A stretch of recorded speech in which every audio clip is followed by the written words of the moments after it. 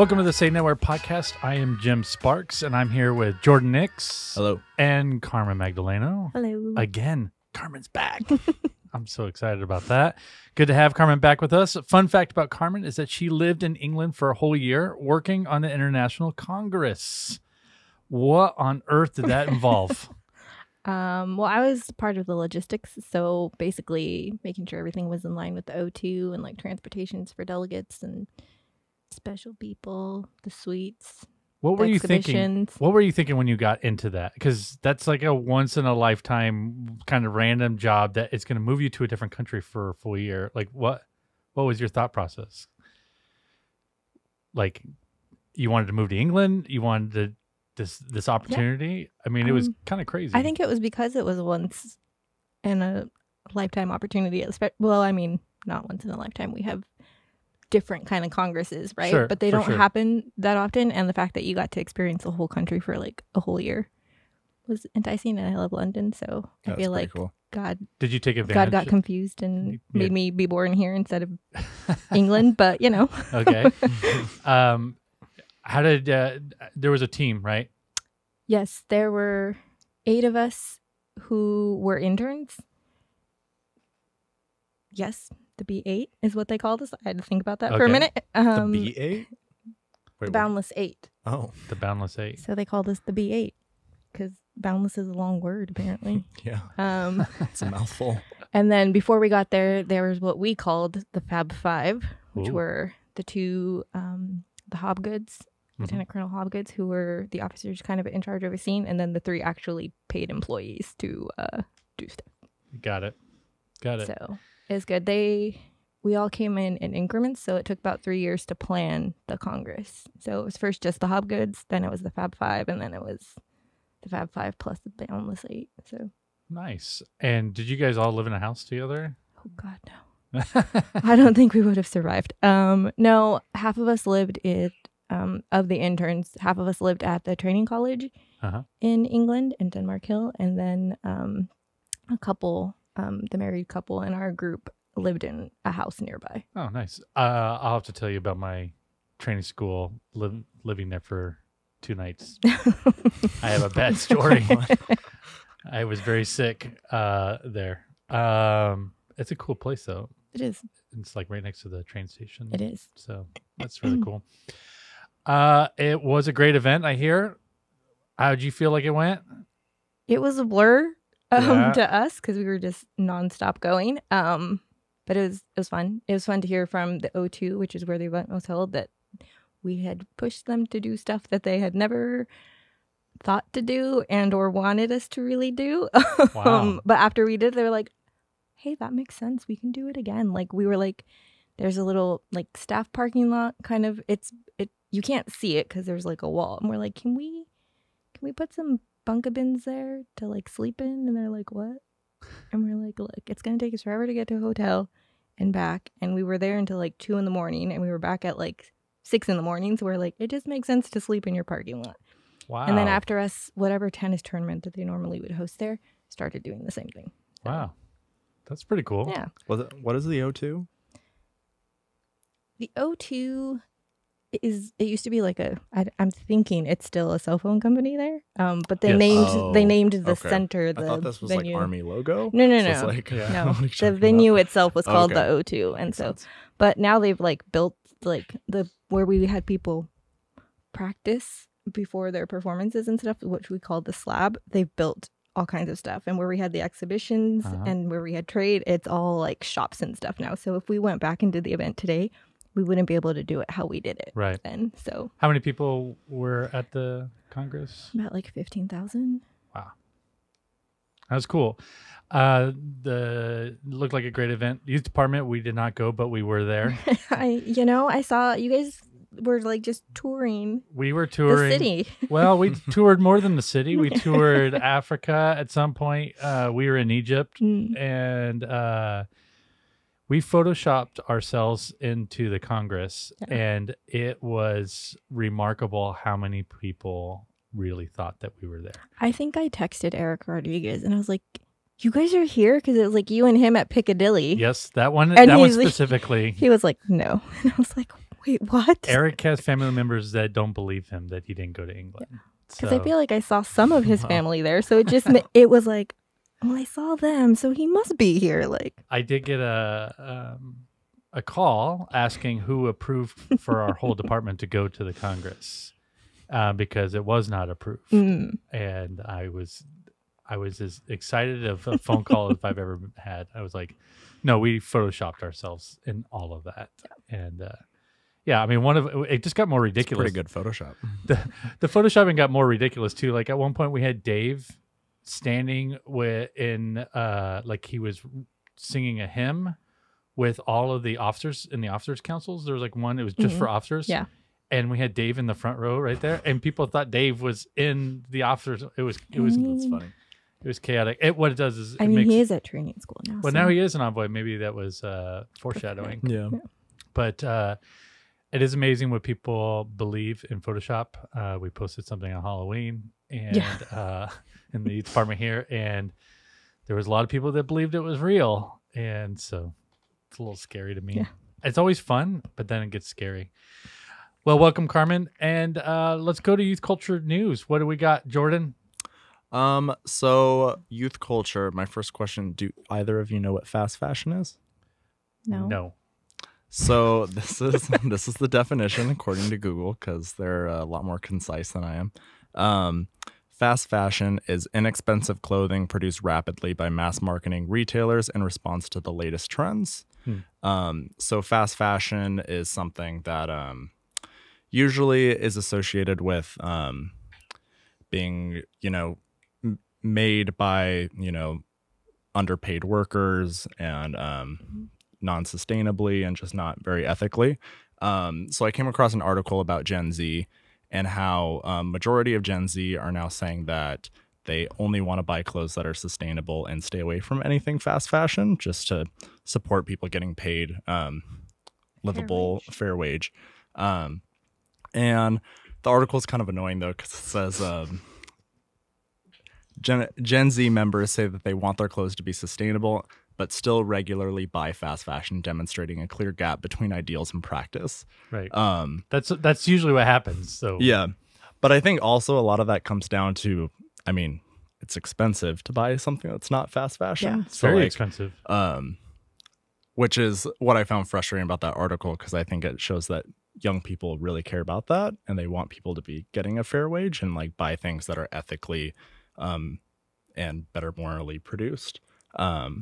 I want to get your guys' opinion on how to look at this differently than the article does, of like that they're just hypocritical, whereas they should look at this and like companies should be thinking, okay, if young people want clothes that are, slow fashion and not, from H&M and not produced non-ethically, what can like retailers do about that? Like they should be the ones responding, I don't think they need to. That's the problem. And that will always be the problem, because they're going to produce stuff that people will buy no matter what. Right. And that's going to outweigh. I remember when the fair wages, like with the chocolate, that when that started to come around, everyone was like in. Like there was a sweeping movement. Like, yeah, I want what is it called? When it's produced. Fair trade. There you go. Sorry. When the fair trade movement like really started to take off many years ago, people were all in, but then there's a cost to all of that. Right. And for young people that don't necessarily have a lot of money, then the idea, yes, I want to do that, but the actual cost, and these larger companies they will always still get it, because people will want, you have a group of people that want to be on trend constantly. Right. And so they're willing to bend on that because they need to be on trend. And these companies can produce stuff fast and cheap that's timely, so that people have that social capital to be able to talk and do. So I don't think those bigger brands are going to bend on that. And and they've been doing this a long time. When the outlet world started to come around, then Gap and those type of companies were producing stuff just for the outlets. Yeah. So they're producing a line just for the outlet. So you think you're getting their Gap brand, their larger brand, but you're getting an outlet version of their brand. So they've been doing this for years in different ways, shapes, or forms. I don't think it would have to take critical mass for them to move from teenagers, but the cost will put a shirt at $35-$40, no problem. Mm-hmm. And I just don't know if that's sustainable. Yeah. No, yeah, I agree. I think what could happen is fighting for proper wages in these factories, exposing companies that are deliberately breaking laws or international laws. Didn't that happen with Nike? Yeah, it's happened recently? with multiple companies. I think Apple had some issues as well, and but it keep exposing those because I think that's where you're gonna find a dent in that. Yeah, but as long as there's people on this earth that want to be on trend and feel like they're part of what's going on, I don't see that changing. And fast fashion is so much easier now than before. Like to print a T-shirt is really easy. I mean, we have that Cricut machine in our thing, and you could pop a shirt off. Summer's Cricut machine. Yeah, you could pop a shirt off right away and be in whatever it is. So I do think, and the Army actually has a history of doing just that, of working and trying to get people proper wages. And so I think there's room for that. Okay. Yeah. I think it's cool. Like, I mean, I had never heard of fast fashion until I think like April this year. I was at a wedding, and two of my wife's friends from college were there, and they were talking about like their sunglasses that were like slow fashion, saying like they don't buy anything fast fashion anymore and stuff like that. And it kind of like opened my mind up to that, because you just don't really think about it. But now there's I feel like I just keep hearing about it over and over, especially my wife. Like I talked about sustainability before, but she's been really getting into that. And she had mentioned that she's following like all these like influencers who just talk about like fast fashion and exposing like different companies and stuff, and they're getting like huge followings. Yeah. So like young people are really interested. I think they're just, everybody's waiting for a better solution. Yeah. I think what's cool right now with the young people is the trend of buying their clothes at the thrift store. Yeah, and I think that supports that whole idea. Yeah, and it's really popular. Like it's, I am observing the kids at my kids' school, and you could tell they're buying these jeans secondhand and all that. And I think it's cool. As a parent, I was like, oh man, that's pretty cool, because then like. It wasn't too long ago where they had to have like the newest something, Louis Vuitton and like the Gucci brand and all that stuff. It wasn't long, and now it's like, what can I get at the thrift store? And and I think that's really cool. And again, the Salvation Army is positioned really well for that. But I go to my local thrift store, my Salvation Army thrift store, about once a month, just to look around. And the demographic change that I've seen in this last year's, the last couple of years, but especially in the last maybe 6 to 8 months, is very different.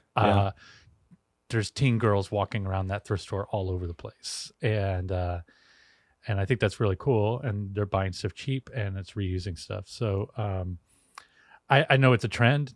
I know it's going to go away, but I think it's in a good spot, and I think the retailers know that. And so that could make a change as well. Yeah. Well, that happened service corps orientation a long time ago.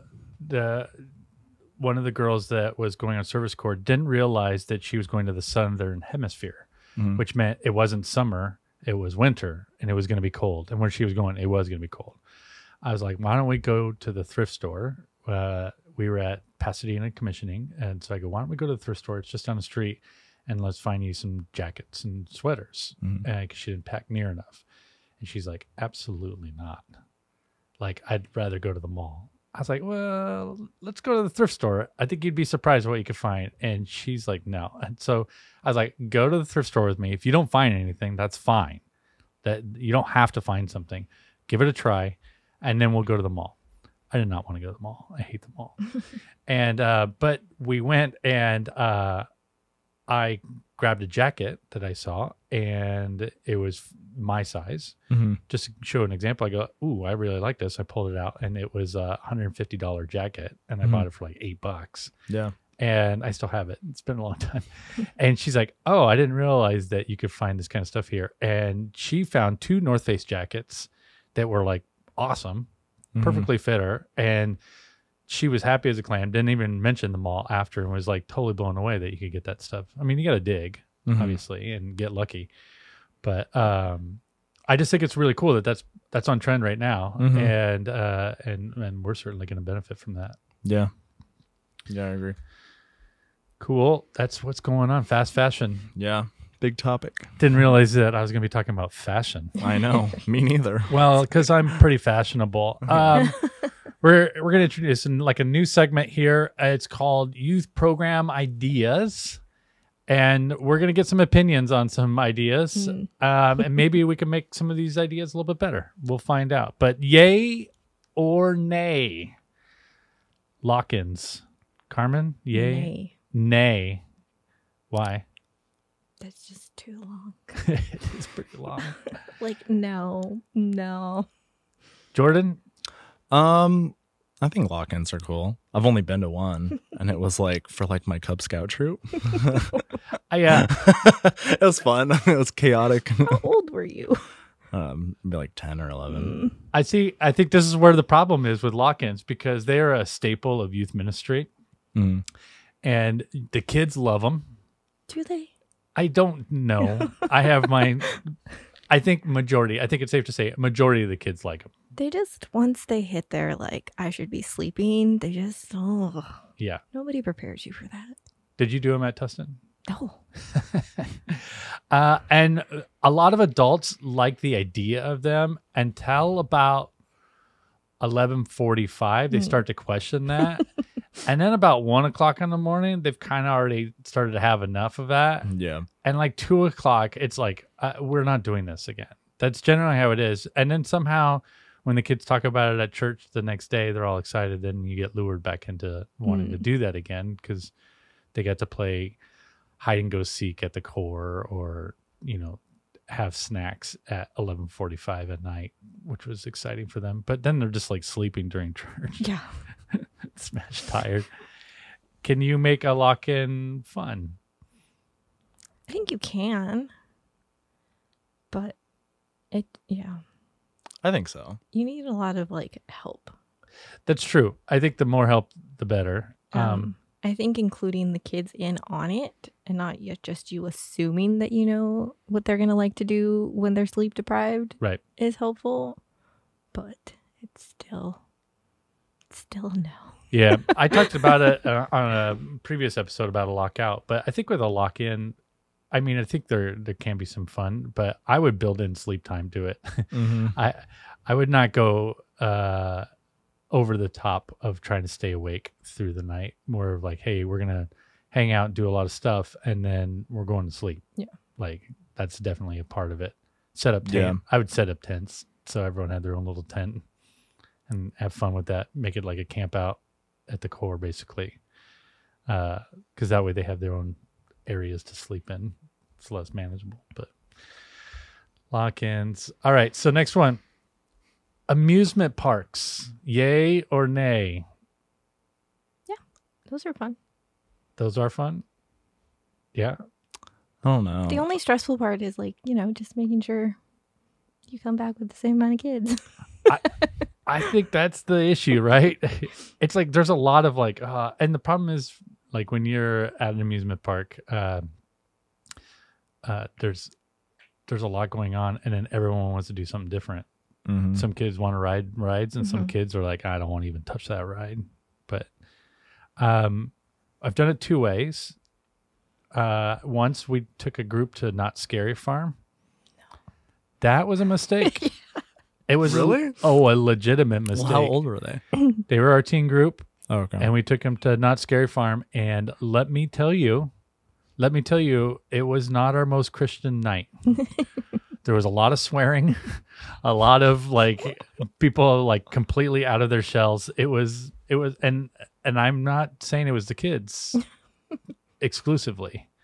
It was just chaotic. Some of the adults saying things, you're like, oh my gosh. It was just like one of those nights that unraveled slowly. And you just take it on the chin and you kind of laugh about it. But yeah, so my advice, don't go to Not Scary Farm. But one time we went to, I guess it was Not Scary Farm again. And what I did is I went to Knott's Berry Farm. You could go in for an hour for free. It's called a shopping pass. And a lot of amusement parks have it, actually.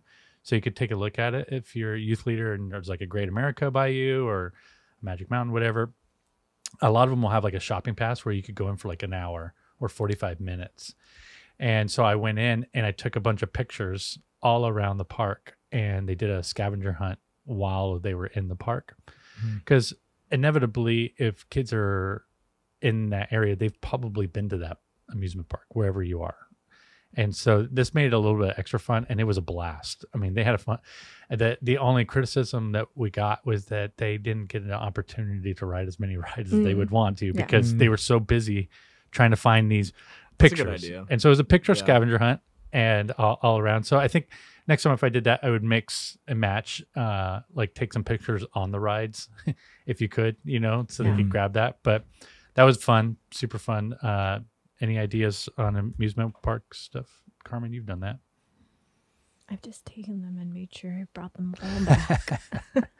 Just safe. Yeah. Scavenger hunts, yay or nay? Yes. I've always wanted to do one. I've never done one. You've never done a I've done hunt? like a Easter egg hunt, like as a kid. We'll do but one like, for you in the office. Don't worry. okay, how about that? We'll organize. Scavenger hunts are fun. What type of scavenger hunt have you done? We've done the ones where, like, we've had to get drivers to drive them. It's not like at the core. It's like they've gotten a list. Like, you need to go find a Christmas tree, or you need to go do this and that. And like they're like sending them in the pictures and getting the scores to try to beat the other team. I don't remember what you call the mobile ones, but Nice.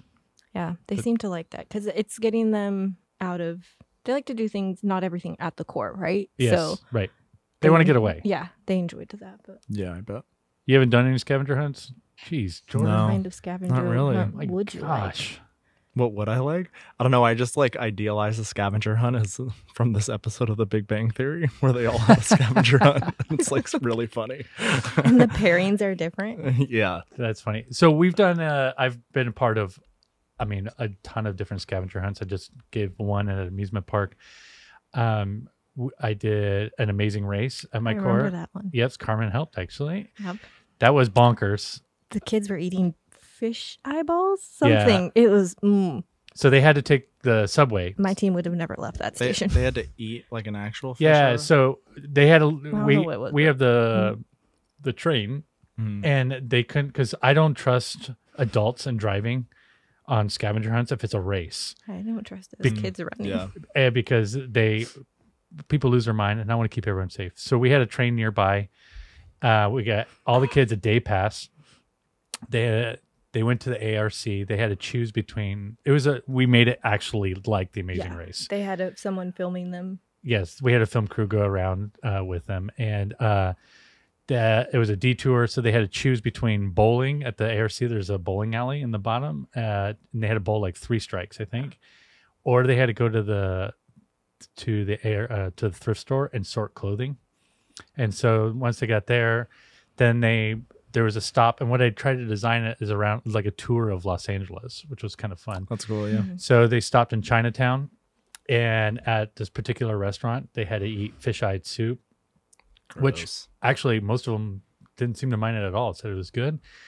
And then from there, I think they went to Hollywood. No, they went somewhere else. I can't remember. But they hit these different spots, There's a lot and of spots. one was in Hollywood where they had to find a particular star on the Walk of Fame. Oh, that's cool. Yeah, and so it was like a tour of the community which they live in, and then they ended up. At the core, and there were like Hot Wheels everywhere in the Yeah, chapel. There was 10,000 Hot Wheels. But only like wow. one of them had a No, they had marking, right? they had enough markings. I put a felt circle underneath. I think there was like 6 teams, so there was 6 Hot Wheels that had a felt marker on it. Where'd you get all those Hot Wheels? They were donated to camp, Oh, and jeez. it's the same one, and they were everywhere, literally everywhere in there. And the first team arrived, I think, like an hour before the next team, and they were still looking when all the teams were looking at the same time. It was the great equalizer. So it was the great equalizer. My favorite part of that was when the one team decided that they were going to run to the ARC from the core. Yeah, everybody went this way, and they're like, no, guys, it's quicker to run. And they went the other, and we're like, you take the train, and it takes you right there. But in their head, the ARC was real close to the core, and it's like a mile and a half, and they ran all the way to it. Wow. I think Caleb was on that team and ended up like he was running with a girl on his back because she was like, no, I stopped running. she wouldn't run. It literally had everything in the Amazing Race. That was fun. And then we've done traditional mall scavenger hunts where you find stuff in the mall, which is fun. That's always good to do. But there was one that when I was in youth group that was super fun to me is the core rented a giant spotlight, those ones like for like the opening of a theater or like that, those giant spotlights. And the core was kind of up on a hill, so you could kind of see this valley, and the spotlight was somewhere in that valley, and it would be on for a certain amount of time, going around, and we were trying to hunt it down in a car. But it would turn off for a little while, so you would always have to try to get this vantage point of like, okay, so I think it's in this area. It was super fun. Like I love that. And so if you have a core that has the ability to look over a valley or think of that was super fun. Everyone in our car was like highly engaged because it involved everyone looking around to try to figure out where it was. Because once you start turning on streets, you get a little disoriented, and then you think you see something, and then everyone thinks they see something. Wow. That's funny. So, yeah, I'm all for that one. Scavenger hunts are fun. You could do them multiple ways. I've done prayer walks using scavenger hunts. I guess I'm kind of a sucker for it. I didn't realize how much I do with it. But competition night, yay or nay? Yes. Yeah. What's the advantage of a competition night? Just, friendly competition. People like competition. Yeah, it's just fun. It is fun. I will say you can kind of see like people's different strengths in those situations. Absolutely. There you go. And get to know them a little bit better. Like, I mean, that Ticket to Ride at WYI this last year, just seeing those, like, they get excited and they start figuring out like, well, you know how to do this better than me, but I'm more physical or whatever it is to get them to get it done. Or, it could be even like minute to win it games. Like, so, yeah, I'm glad you brought up minute to win it, because that was make it looks funny, which is what I've done with the kids a lot of times. That was real popular. But what people don't understand is you don't win those games. So if you're doing a competition night, there has to be an ability to win. And I hosted a minute to win it night at a youth retreat, and they had awesome prizes. There was like a bicycle. There was all kinds of stuff. And we handed out 3 for the entire night because kids couldn't win them. They were just impossible. So if you do a competition night, people have to be able to win. Right. If you do a competition night, Carmen brought this up, is leverage other people's strengths. Because a lot of times it becomes physical, because those are the easier ones to do. And that's for a demographic. So throw in some intellectual ones, throw in some team ones, mix those competitions up, because you get to see the best and maybe a little bit of the worst of your youth group and people in there, but you also get to see that's coming together and working together to try to do stuff, and I think that's really cool. So I'm all for it.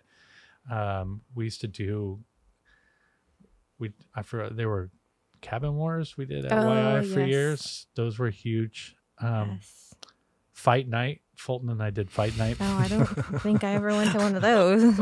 We did fight night, and then we had to stop it because it got out of control. And there was one particular one, it got out of control, and we had to stop. So I guess that's the other advice, is try to balance out the emotions. Out of control how?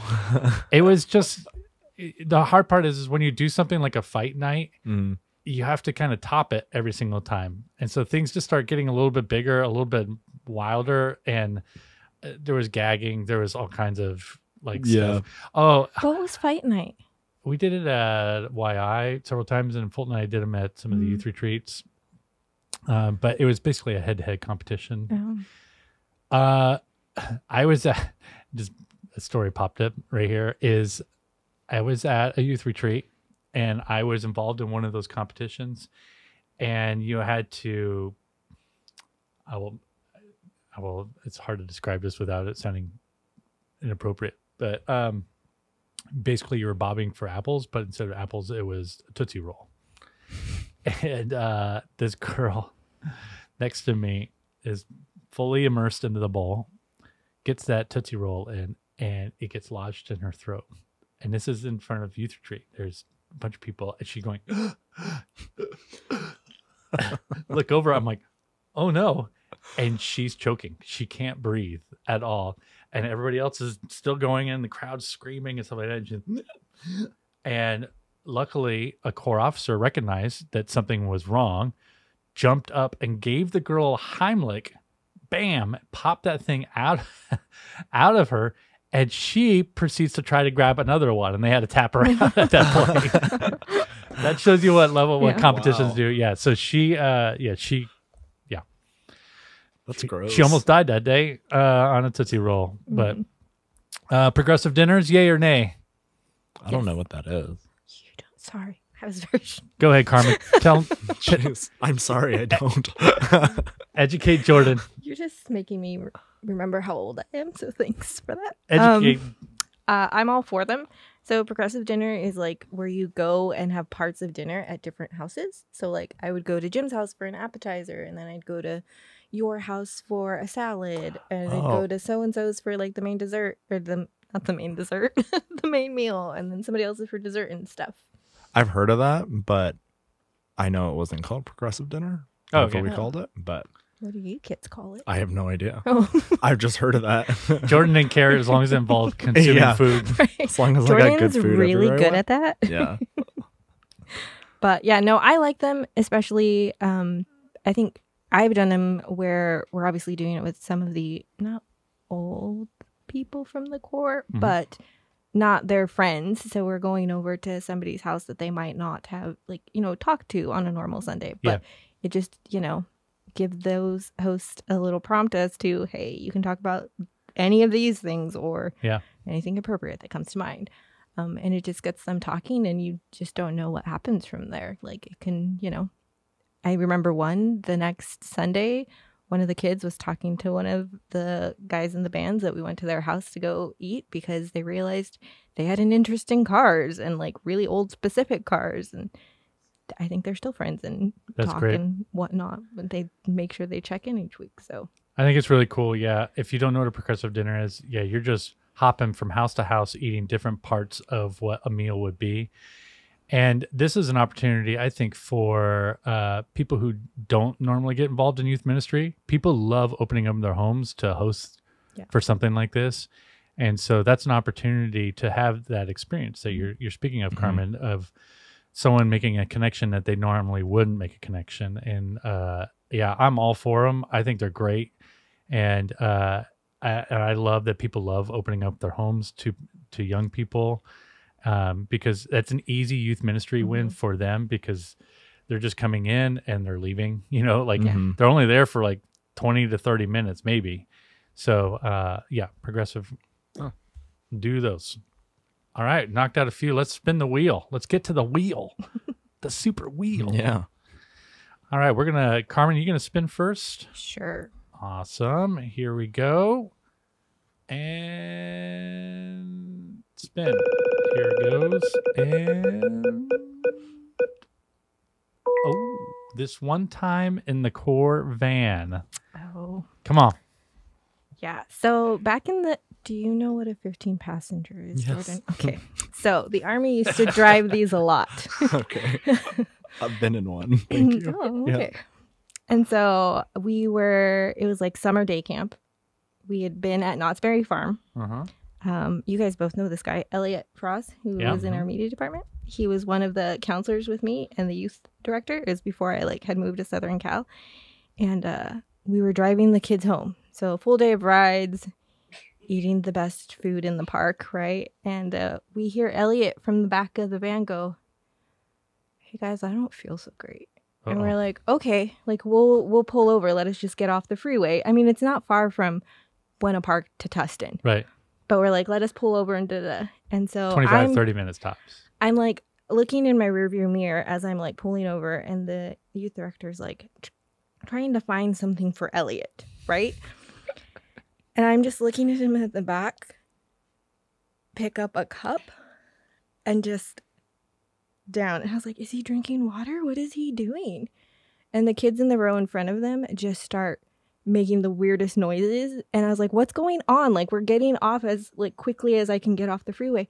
And they're like, Elliot threw up in the cup. He needs another cup. It's overflowing. No. And I was like, whoa. So then I'm gagging, and the youth director's like, oh You're God, gagging. I'm going to lose another one. Because then you could start to smell it. Yes. But this is when we learned that Elliot throws up very quietly. Because I was like, it looks like he's drinking water. But the kids obviously told me he was not drinking water. And I was like, well. Wow. So we had to like take care of Elliot, take care of the band, because obviously he overflowed. But oh my goodness. You would know yeah, if I was. Yeah. That's 100%. Yeah. In my brain, I was like, man, I wish you had gotten a larger icy that day. Larger cup. That's happened to a few people coming up to camps where they show up and they're like, do you guys have paper towels and stuff? Yeah, nope. But we didn't expect Elliot to go down. We're like, in my brain, only issues happened with the children, not the staff. But that day, Elliot won. Fun. All right, Jordan, do you want to spin the wheel? Yeah. All right, here we go. Spinning. Spin, spin, spin, spin, spin, and embarrassing teenage story. So back when I was in Senegal. I knew you were gonna say that. I know. I need to find other stories that happened before them. I love it though. No, you keep them coming because I love your Senegal stories. When I was in Senegal for high school, I remember me and a bunch of my friends went down to the beach, and the beach was probably 40-minute taxi ride away. So we all like piled in, went down there, and for some reason we were all everyone down there was like really athletic. Like they could all like climb trees like like crazy. I'm like trying to like keep up with them as they're just like they could like scale anything. I don't know how. But anyway, we were all just like doing backflips on the beach for some reason. We were having like a competition to see who could do like as many in a row or whatever. And so we were all doing them, and then and it was fine. We did it in the beginning for a while, and then we just kind of like went on, and we were just like in the waves and hanging out. And then when we like went to leave, I remember like standing up, and I literally like couldn't move my back because I didn't obviously stretch before, and I think I like pulled something in my back from doing these backflips. So I literally like couldn't move. So I remember like all my friends had to like carry me like to the taxi and like put me in the back of the taxi like on top of all of them, like Weekend at Bernie's. Yeah, and it was super embarrassing. Plus this like Senegalese guy, he like took a picture of me and stuff. It was bad, but anyway, that's always stuck in my head as like. And then we got like back to the school. I literally couldn't like get out of the car, and I had to go to this like dude who was a chiropractor, but I don't think he actually was. He was just like hitting my back in certain places, but it took me like 2 months to get my back back to normal. I don't know what I did. Did you actually do a backflip though? Yeah. Wow. I could do one. Could you do one now? Yeah. Wow. I did one at YI because Summer was like, I bet your form isn't good. That's pretty good. My son the other day goes, what do we got going on this morning? I go, no, we don't have anything till like 11. He goes, all right, I'm going to go outside and learn a backflip. I'm like, what? And he was out there for hours and hours. He hasn't gotten it yet, but is he just doing it? You'll get it. Is he on a trampoline or what? No, on the flat. He's just doing it out there. He can't do it, and he's doing it by himself out there. Yep, he's going to learn. Yep. So, backflip or concussion, whichever comes first, or a broken neck. Yeah, whatevs. All right. Well, thank you, Carmen, for joining us. Carmen has a plug here. Bible Bowl.